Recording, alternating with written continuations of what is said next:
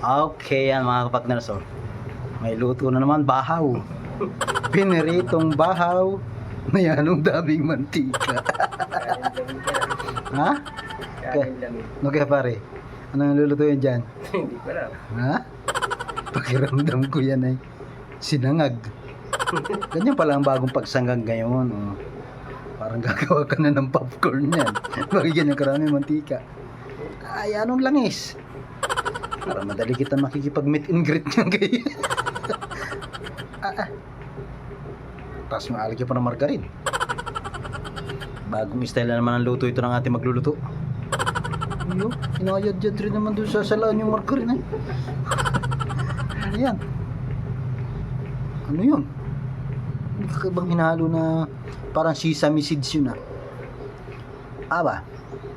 Ay, ano ba? Ang tinubigan na yung bahaw. Ay, isasaing uli. Ay, kung ano, yan na. Pinakimbot na manok. Pinaupo. Yan ang literal na pinaupong manok. Oh. Ano naman? Tapos, anong style ang luto dyan? Doon nilalagay ang hot sauce. Yan, may design din naman yung kawali. Oh. May design pa rin yung kawali. Tapos, nilagyan na makamaraming, parang yun ay bawang. Pag hindi parang ginisa style siguro. Ay parang magic sarap, pare. Tapos nilagyan ng ketchup. Aba! Ayan. Oh, magic pa di. Ay, laki nun ah. Parang daig na daig yung aking yung buto na. Minarinade na. Okay, tingnan natin kung anong. Baka siya gagawa ng isang chicken biryani. Yung kanin, tapos yung manok, ganyan. 3 seconds lang, pati parang sarap. Bilis. Tapos, steam. Tapos ilagay sa rep ng 3 seconds. I-steamin. Aba. Pwede pa.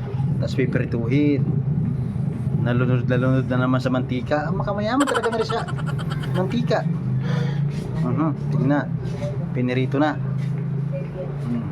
Pare, luto na yung kanin, oh. Daming seeds. Okay, pare, makain ka niyang kanin na yan. Ha? Palagay mo.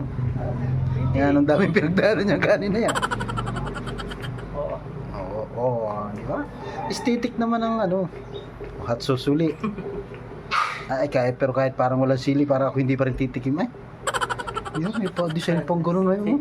Aesthetic. Aesthetic. Galing talaga natin magluluto.